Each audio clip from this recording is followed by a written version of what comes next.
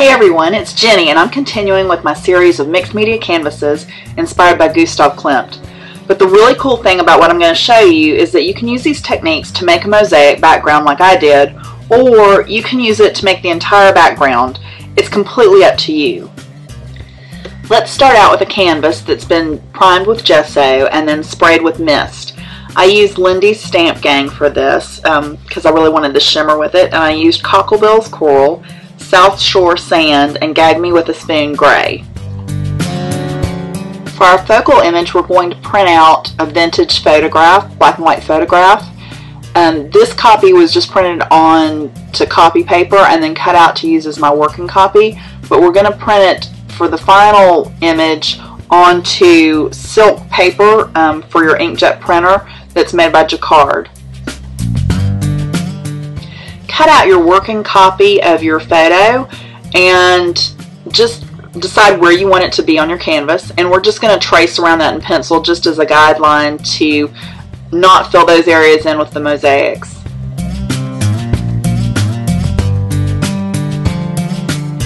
Now we're going to take some cardstock and emboss it, and we're going to use Spellbinder's Cane Weave embossing folder, and this is a really deep folder. You can see how deep the design is on the folder, so it makes a very detailed raised image.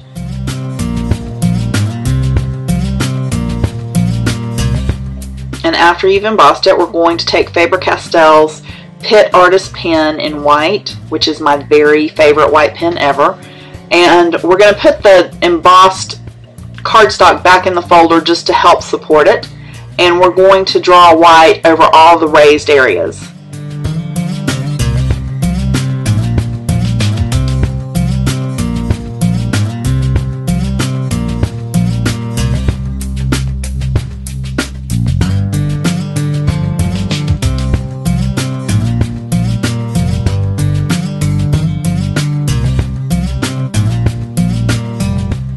We're going to use Faber-Castell's Gelatos to start adding some color back in. And this first darker pink is guava, and then we're also going to use the peach. And just randomly scribble some color onto your raised images. And then you're going to take a little bit of water and just put it on your finger and just rub over the gelatos to help spread the color around. And we're just trying to create a really vintage, antique looking piece of fragment of wicker chair caning, so you can add as much color, but this is almost like it had maybe been painted pink at one time and then white over the top of it, and then it's rubbed through some. Then we're going to put Versamark watermark ink over the raised areas and emboss it with a clear embossing powder.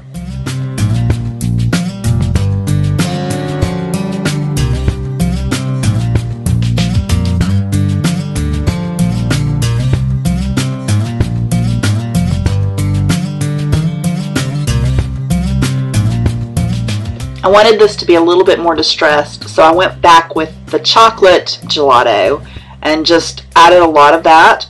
And again, I spritzed, this time not on my finger but actually onto the paper, and then just rubbed the color in, just grunging it up a bit, and then took a paper towel and removed the brown from the embossed, areas that were heat embossed. And just keep adding as much as you like till you get the look that you want. But this way you can get into the cracks and crevices and create a lot of depth. And then I also spritzed it with some Lindy's Stamp Gang in the South Shore Sand to get into those other areas.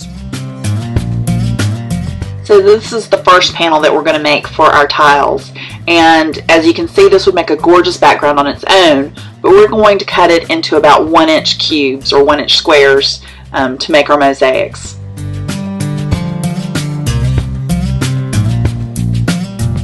For our second type of tile, we're going to take a piece of cardstock and heat emboss it, and I used Lindy's Stamp Gang Geranium Coral Blush over the entire surface of the piece of cardstock and put several coats of this on. And while it was still warm, I sprayed it with the Gag Me with a Spoon Gray spray, and then also while it was still wet, I used the heat tool again.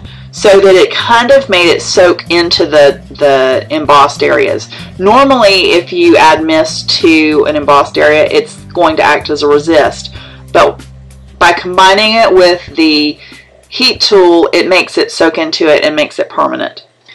Also, I wanted this tile to be a little bit thicker, so I had glued my cardstock originally to a heavy piece of cardboard, so that just gave it a little bit more dimension to kind of equal the embossed raised designs of the other tile.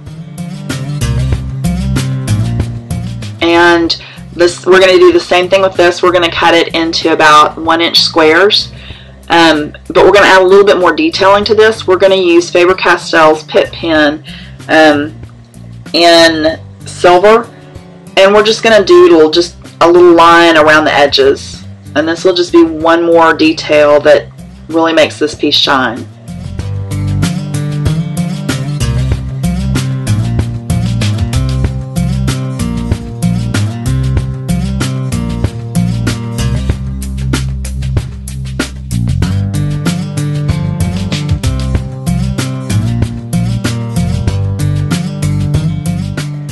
After you've got all your tiles made, then you're ready to start gluing them onto the canvas.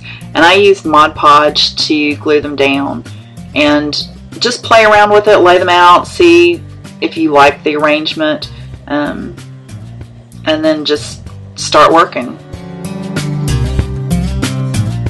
And after this is all done, then, and it's dried, then I went back and put a layer of Faber-Castell's glaze over the top of it to really help hold it down.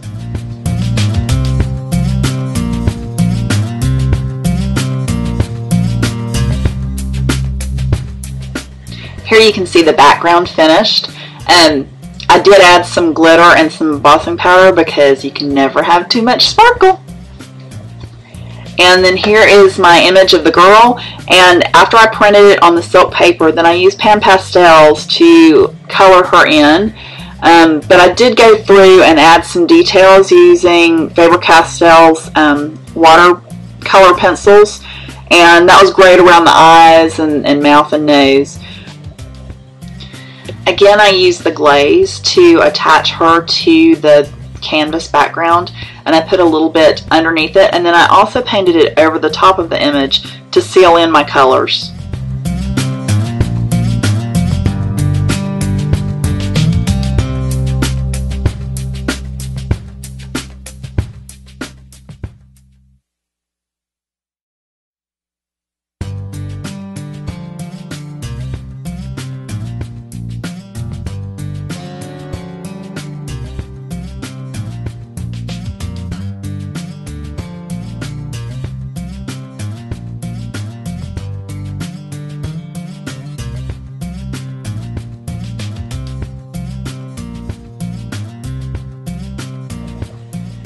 I had used the silver Pitt pen to outline the pearls in the girl's necklace just to help define them, and then I decided to go through and use Ranger's Liquid Pearls in Platinum Pearl to make dimensional pearls over these areas.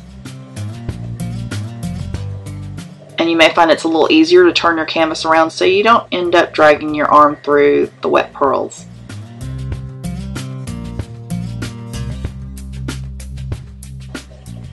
Here you can see this is a really nice little detail to add.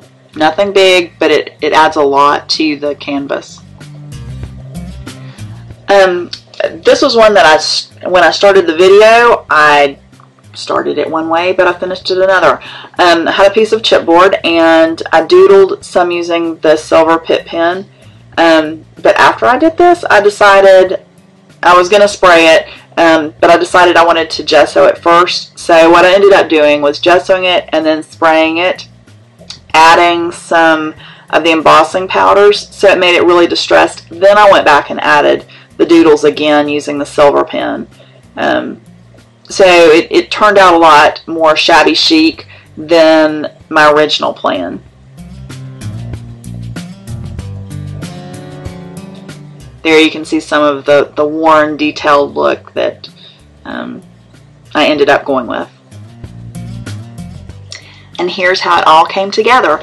I hope you've enjoyed this video tutorial, And if you have any questions, please let me know. I'd be happy to answer questions about this or any of my other projects. Thanks for stopping by.